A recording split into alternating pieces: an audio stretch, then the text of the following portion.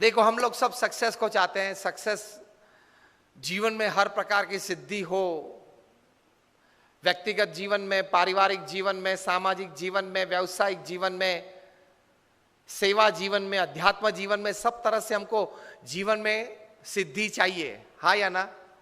अगर आप ना बोलेंगे तो you cease to be a human being. It should be a human endeavour for success in all walks of life.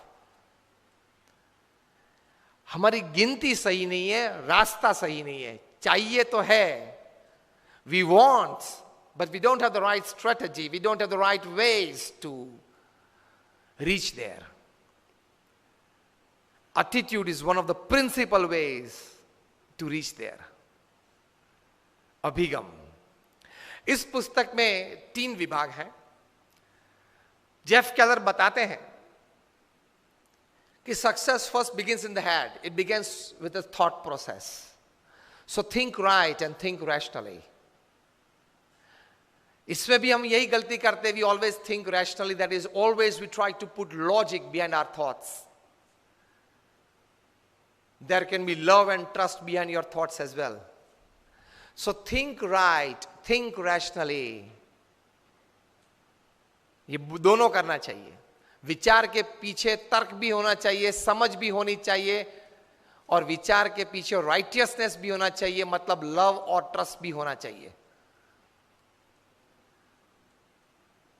हर विचार को लॉजिक के बैलेंस से तो नहीं मापदंड निकल सकते हम. You need to have a proper balance. Second thing he says that your words build up your personality. How you speak, what you speak, the kind of the words that you use makes up your personality and frame in the mind of the listener. So speak thoughtfully. Second part of success. And the third part he describes in this book is you act purposefully, because your actions sometimes they speak louder than your words and your thinking. तो ये पुस्तक में ये 3 बातें हैं. Head thinking, mouth speaking and hands action.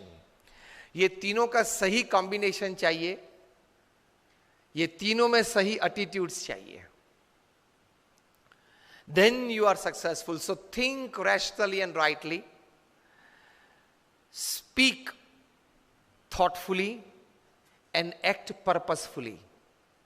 That is called a complete formula for intelligence quotient, जिसको हम IQ बोलते हैं. यह बात मैंने इसलिए की कि सक्सेस के लिए, पूर्ण सक्सेस के लिए 3 बातें चाहिए. ये तीनों बातें में आपका सही प्रकार का एटीट्यूड चाहिए. ये जेफ केलर इस पुस्तक में बताते हैं.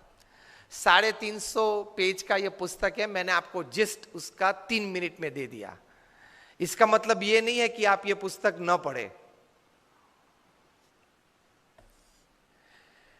इससे आपको एटमॉस्फियर एक मन में बिल्ड होगा. You will be able to create that in your mind what actually the author wants to tell you.